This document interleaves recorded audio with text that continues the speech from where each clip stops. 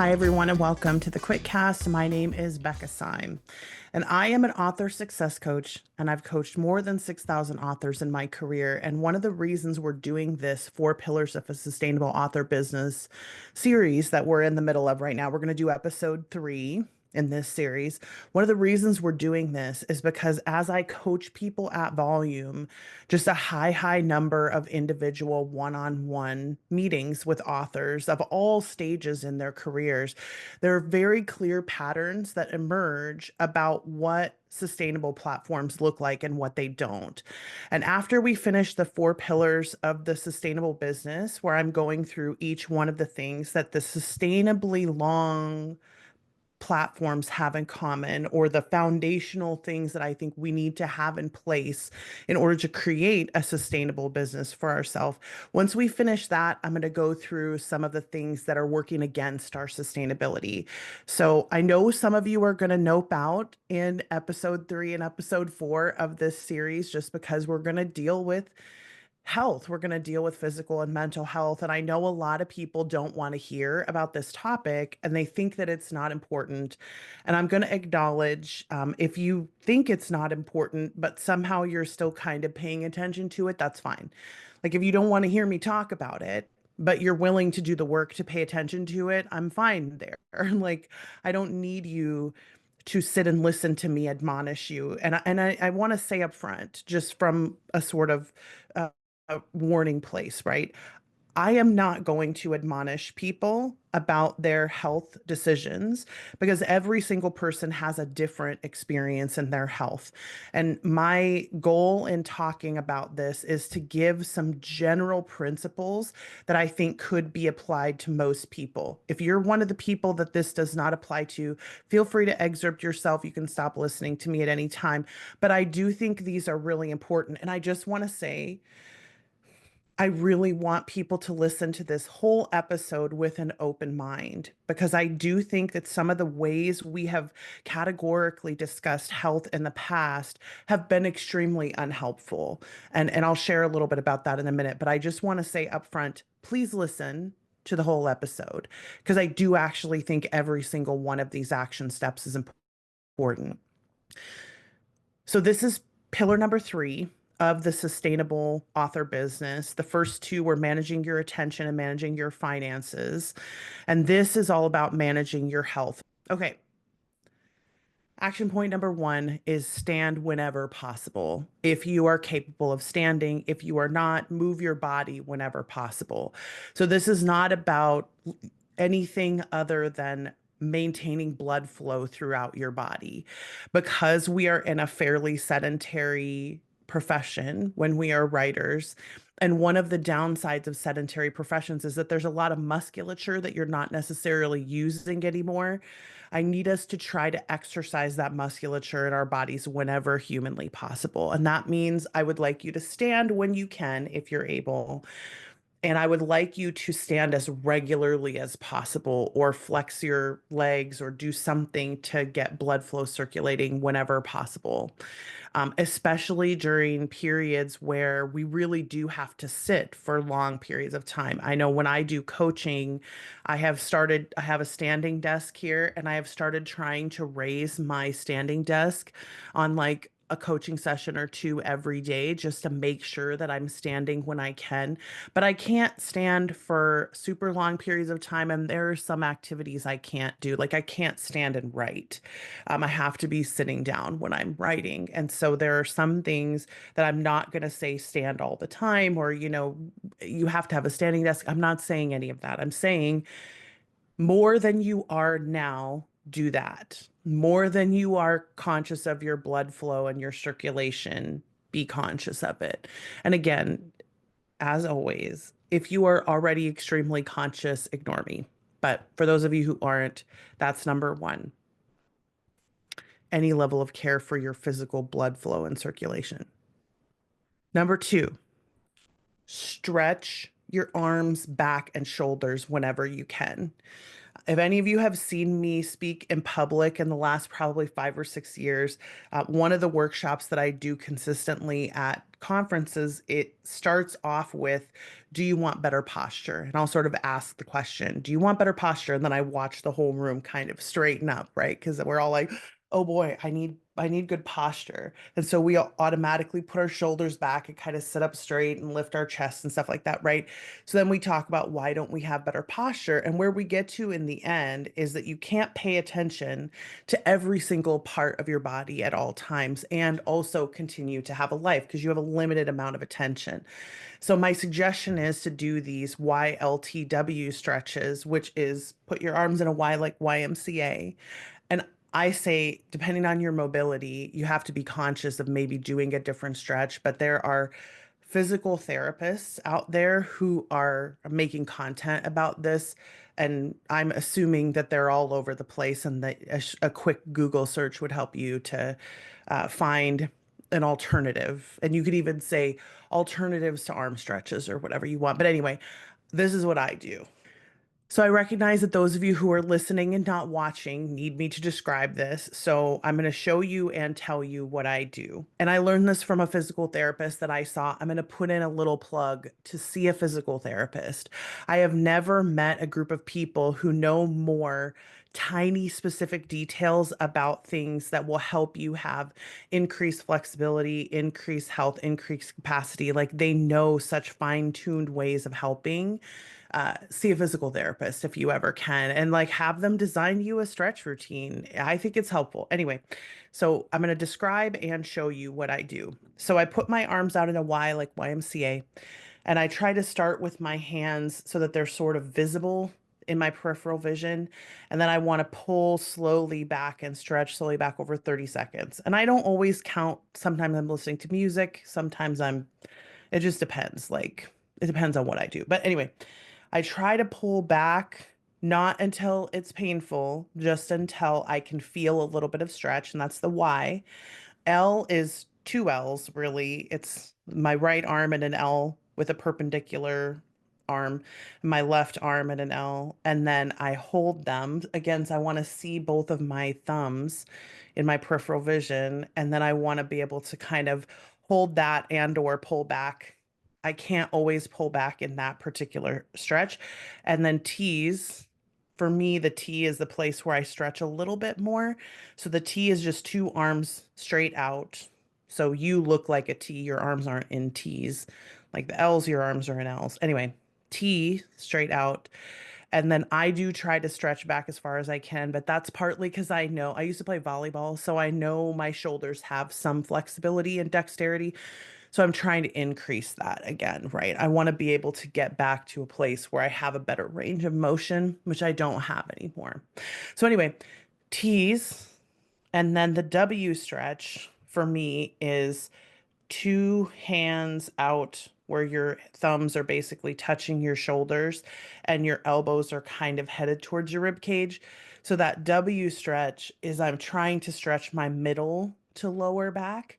And that W is where I really want to try to have some good posture and openness here. Anyway, I'm probably saying all of these things completely wrong because I'm sure that somebody who's a physical therapist or something or a trainer is going to correct me. But that's what my physical therapist taught me to do to try to help combat some of the posture issues that I was having. And because it's such a consistent, repetitive thing, she was like, you need to do this as often as you can. Whatever you personally decide to do to take care of your arms, back, and shoulders is fine, fine with me. But do something to care for that set of musculature in your body, specifically because we spend so much time hunched over, we spend so much time focused forward, and our body needs that compensation to just remember that it also does things that aren't here. It needs the periphery, it needs the right, it needs the stretching. So anyway, be as careful as you can to stretch the muscles that aren't getting used whenever possible. Okay, action point number 3. Take care of your brain. This for me is the where we get a little bit of controversy because I think there are different opinions about how to care for your brain effectively. And again, there's a lot of emerging research about how caring for your gut can be caring for your brain and stuff like that. So I'm going to let you decide how you're going to do that. And I will say, everything that you say, every system that you would say is garbage works for somebody. So be careful about how you judge people for your health, for their health decisions, and be careful about how self-righteous you are about your health decisions. And I know some of us don't get to that self-righteousness intentionally. We do it because we have been helped or because we think we are being helpful by sharing information. But I am telling you, as someone who has been overweight most of my adult life and really most of my life since adolescence, um, it is not helpful when you talk to me about it unless I have asked you for help. So as much as I want to say, yes, let's talk about health, I also want to say, yeah, but maybe don't, unless people ask. Because frankly, a man convinced against his will is of the same opinion still. So yeah, anyway. Okay. Number 4, watch your repetitive uses. So anything you do regularly and consistently, whether it's holding the phone and scrolling or typing and having your wrist health and your arm health and hand health and things like that, be as cautious as you can about your repetitive use of your body. Because the more we think nothing's going to happen, the more surprised we're going to be in 10 or 15 years when we start to have issues with certain things that we could have been doing something about over time. And again, I know that taking care of your health is a lot of consciousness. It's hard. So I'm not saying this should just be easy, and I'm definitely not saying do everything, but I'm saying as much awareness as we can have about the things that are the highest level priority in this list. And let me just say a quick thing. Let me pause. I want to say a quick thing about how to prioritize in this particular list. Everybody has a slightly different set of things that they are good at and not good at. And I would rather see us do the things that are easier for us to do and that we are good at first. I recognize that this is not the prevailing wisdom from some people. And I also recognize that every system has benefit for someone. So if you want to ignore me, please do. But I would rather see you go after the things that are the easiest for you to do and have success quickly and see results than try to prioritize something that feels arbitrarily like the priority and then fail at it and decide that you have to quit and you're not going to do any of it. You're just going to sort of throw up your hands and give up. And I have to remind us, we need the reminder. We can do hard things. We don't want to, many of us, depending on whether it's coming from an Enneagram place where there are some Enneagram numbers who don't like doing hard things, or it's coming from a strengths place because there are some strengths that really don't like doing hard things and are always looking for the easy way, the shortcut, the way with no pain, the way with no friction. And there are definitely personality traits that are there, but even when you have those personality traits, you still are capable of doing hard things. You just sometimes need the reminder that you can do hard things. So I'm going to encourage you.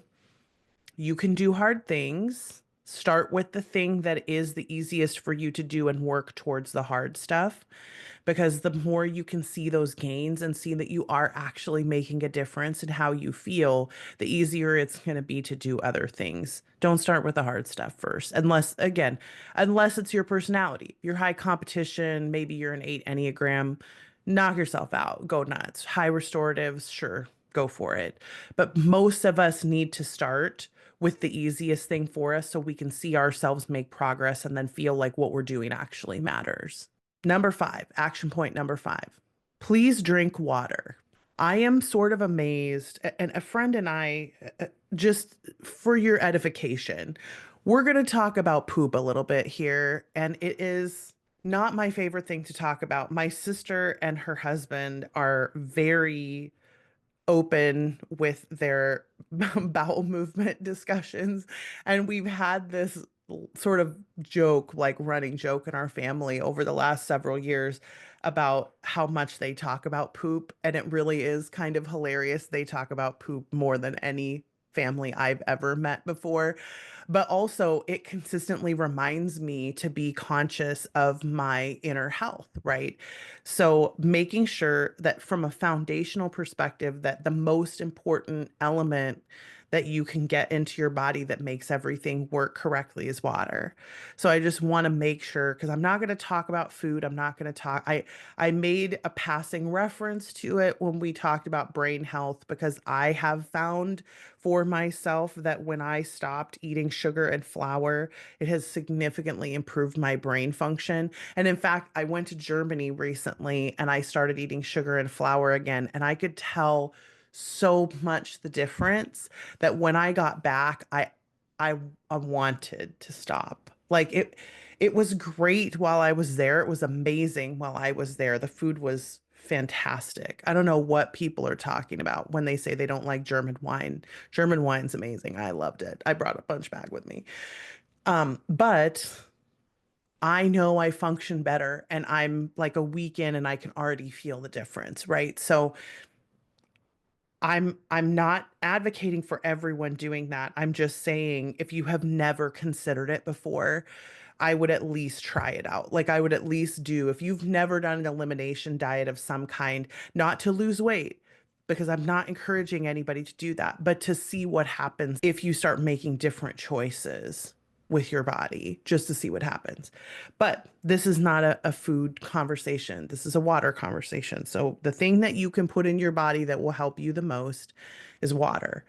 And the reference that I made to my sister is was having a conversation with somebody the other day. There's this sort of colloquial joke about men sitting on the toilet for 40 minutes. And I was mentioning to my sister, I was like, that it's never, it really just struck me for the first time. It's never made sense to me before why that was until I really lived with somebody who was a guy. And then I was like, oh, he's not drinking water, like really at all. And then all of a sudden, all of these jokes about like, there was this Dennis Leary joke from like 30 years ago where he was sitting on the toilet and like every single time, and it was like he was start would start in Genesis and somebody would knock on the door and he'd be like, I'm still in Genesis, come back to me after the creation. And I was like, bro, why is it taking you so long on the toilet that you're reading an entire like multiple chapters of something?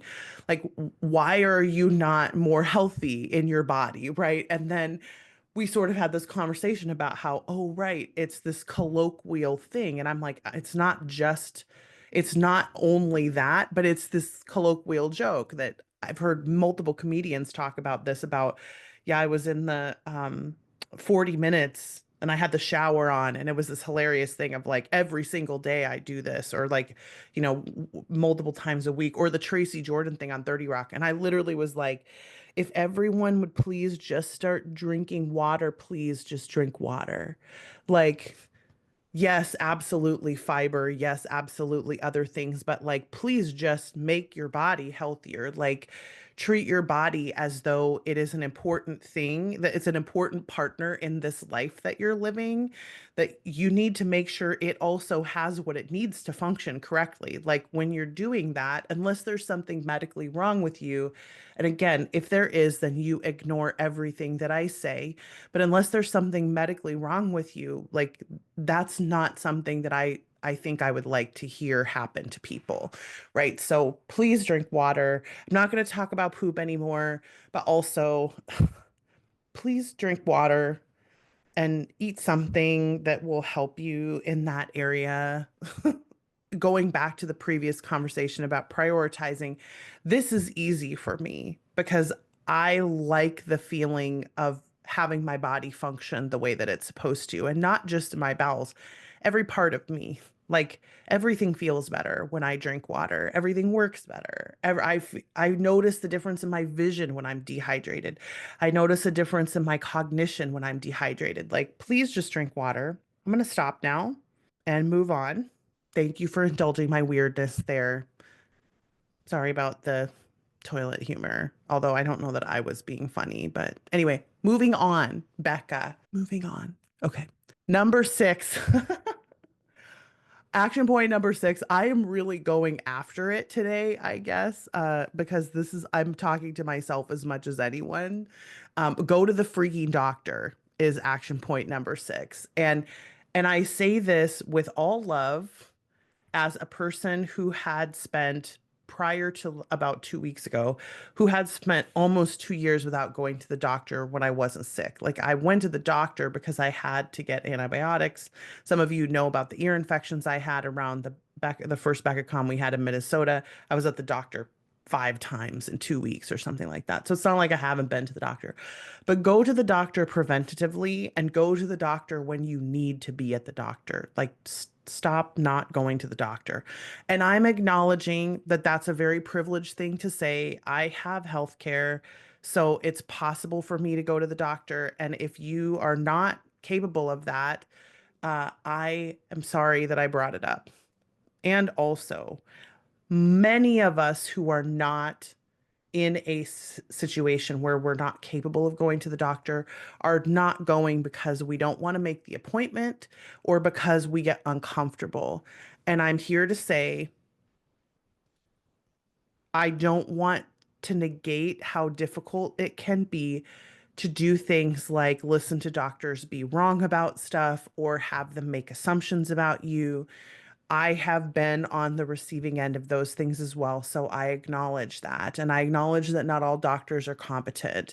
And I acknowledge that not all of us have medical trust. And so I just want to say it's okay if all of those things are true. You can ignore me and QTP me. But most of us need to hear the just go to the freaking doctor suggestion. Moving on. Stay socially connected is action point number seven. So we're going to talk a little bit in the next episode about some other things regarding socialness. But this in particular is about the connection that I have when I am physically around other people. So it might be hugs, it might be kisses, it might be sex, it might be all kinds of things. But staying socially connected is about the interaction of your physical body with other people's physical bodies. Not that you have to touch anyone. If that's not your thing, you don't like touch, that's fine, but you need to be in situations where you're in proximity with other people, if only energetically. And I know this is a pain point for some of us. We don't like leaving the house, but if the only reason you're not leaving the house is because of inertia, like you just don't like getting up and putting on pants, then I'm going to say, put some pants on, Kevin, leave the house. You'll be fine. I recognize that that's a painful thing for some of us. I am not trying to dismiss it if you have like agoraphobia or something like that, right? Like, obviously, if you have a phobic issue with your therapist, you can work that out. But most of us need to hear the reminder to leave the house.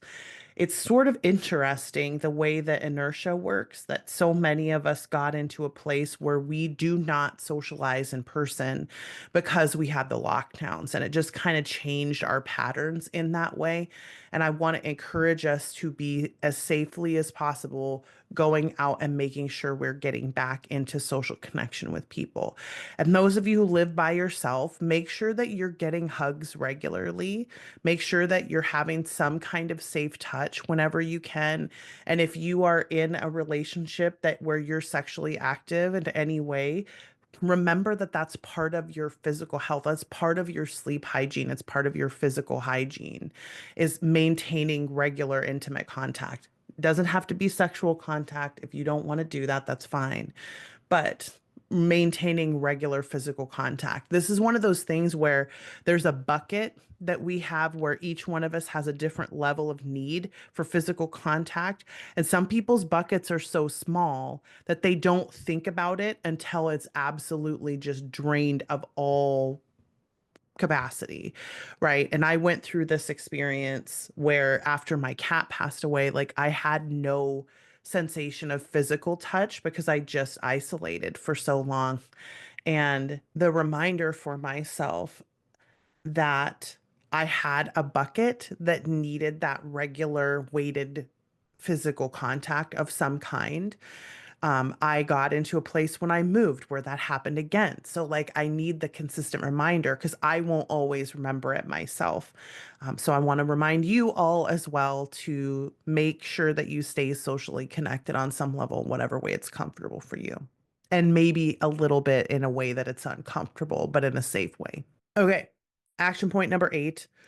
Please, for the love of God, do analog activities. Do things that don't involve any screens, digital content, computers, phones, watches, nothing. I don't want even a calculator is too much for me. Like, do something that's just analog, where there are no computers involved, there's no digital, no device involved, nothing mechanical, where you are either in nature doing something, you're with people doing something, you are physically, I don't know, crocheting or putting Legos together or something that feels like it is away from the flat 2D world that we all live in so often. And I know that's ironic coming from someone who's talking to you on a flat 2D screen. And so I understand the irony there. And also, do something analog, please. Please. Today. Now. Go. Okay. Number 9. I'm not going to talk about sleep because I know a lot of us who have high intellection and high ideation are already prone to being insomniacs. And the most common strengths among writers are thinking strengths. So, intellection is the number one most common strength among writers. 58% of writers have intellection. And that means that there's a high level of propensity toward insomnia in the writing community as a general rule. So, if you are a person who struggles with sleep, I don't want to try to make you feel guilty about your sleep hygiene. And some of you don't even like the phrase sleep hygiene because it's too icky for you to even think about. And I get that. So I'm not trying to shame anyone about how many hours or how long or whatever you're sleeping. But what I would like to do is give your brain as much of a shot at having some kind of beneficial restful sleep as possible and have you stop using tech before bed. Just 2 hours before bed would be my preference. An hour before bed would be great. At least half an hour before bed, though, you have got to allow your brain to wind down at night. You have to give yourself a break from the technology. And that's not just about your brain either, it's about your eyes as much as anything. And those of you who are still under 40, you need to hear me about this. Like, this is something where, because of the way that light interacts with our eyes and the focusing and the 2 dimensions and not having 3 dimensional stuff inside of the screens, etc., we need to be really cautious about the way that we interact with screens so often. And in fact, I just saw my eye doctor yesterday and she said this. She said, make sure every 45 minutes that you spend 10 minutes not looking at your computer. Like, if you are doing 45-minute coaching calls, you need to get up and walk away and not look at your computer. And whenever you can, when you're actually looking at your computer, you need to focus on something that's 3 dimensional as often as you possibly can. And the best thing to do would be, and I have this screen. I'll just show you if you're watching on the video because I think you can see what I mean. I have this screen that sits over in the corner of my living room that is just away from my recording studio and my coaching studio. And I will look at that screen because I know it's far enough away that my eyes have to work to focus on it. And I'll sort of look there. I thought even about putting something up there that had words on it so that I would have to sort of look and read the words. I look at the tree that's there, which is a real tree, by the way. I do have a fake tree in here, but I'm also a fan of getting live plant things that are around you just for the organic matter in your life, like having some organic matter in your life. Ah, so many of us are making prisons and we don't realize it.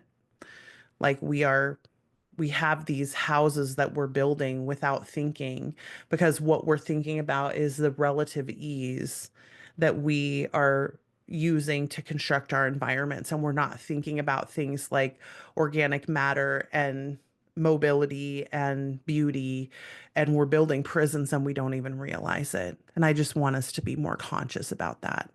So stop using your phone before bed. Look away from your screen whenever possible. That would be another action point. And then the very last one is, I know I said prioritize by ease, but I'm going to suggest that you do the hard thing. This is your action point. Because so many of us have had health struggles in the past and we are not getting younger. And the older we get, the more important it is that we maintain health that we've had. It's very, very difficult to get into health when we after we pass a certain age. It's not undoable, it's not impossible. It's just extremely difficult. It is so much easier to maintain health than it is to create health after a certain age. And I've heard this from physical trainers, from physical therapists, from doctors. I heard it again from a brain health psychologist. I've heard it from so many people.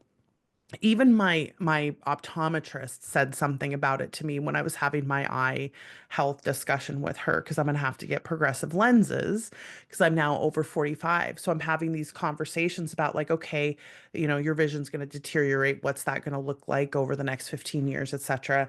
And what to keep on the lookout for, and how can I help myself not have more deteriorated vision than I would have had, et cetera. And she made the comment of how, everything that you do impacts your vision.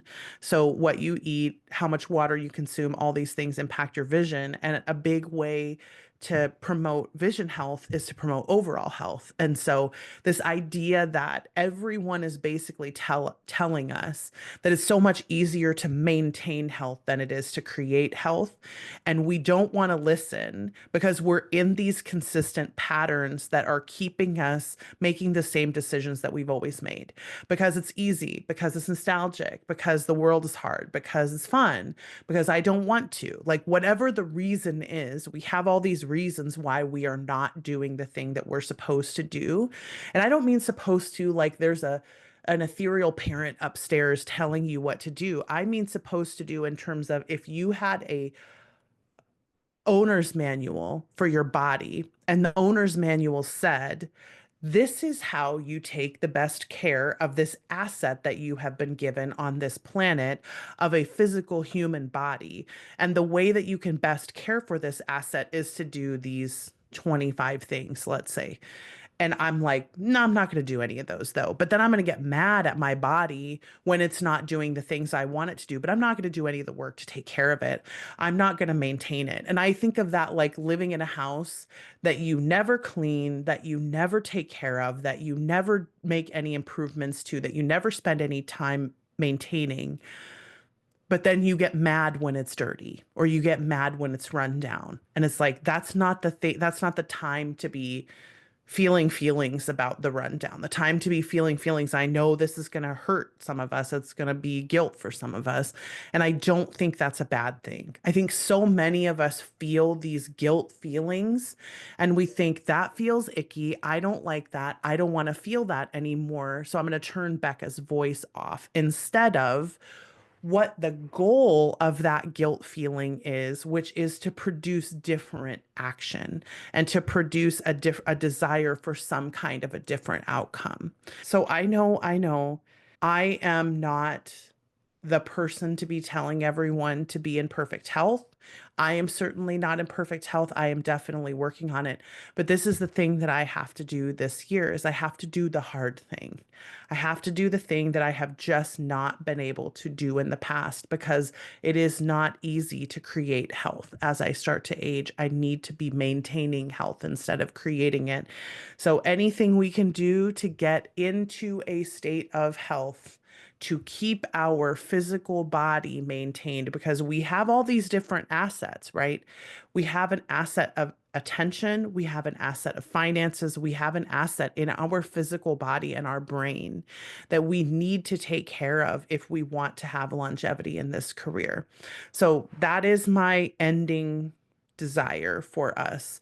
I would like for you to take action on anything that feels like you're capable of taking action on, even if it is call the doctor and make an appointment to see a doctor of some kind if that's what you need to do. I have a particular doctor's appointment that I've been putting off for quite a while, and I need to just go ahead and do that because I know that I need to get that done.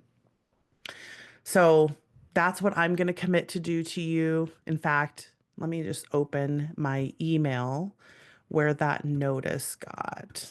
Hang on. And then I will, that way, when I finish recording, I can go in and find the phone number and call the place and make the appointment, and then it'll just be done. And I know it's not going to be easy, and I don't like making phone calls, and people annoy me right now, and that's fine because this is something that needs doing for the longevity of my career. And we haven't talked a ton about why these pillars are so important, and it is because, and I need to kind of highlight this, I think, in probably every episode. But the reason these pillars are so important is that they are not intuitively happening. They're not something that we would just naturally be doing. They're something we have to be reminded to manage. So the management of an asset is an active participation experience, and we need the reminders to be actively managing the asset. We don't want to. We want to be static, but we need to be actively managing the assets. And so hopefully this series has been helping you. I apologize if this was a tough episode to listen to. Thank you for making it to the end with me, though. I want to say one quick thing about the next of the sustainability episodes, because I know a lot of you are going to want to skip that one, but I'm going to encourage you to listen to it because I think it's really important. So thank you so much for listening and for your attention. I will see you all on the next Quitcast. Okay, bye everybody.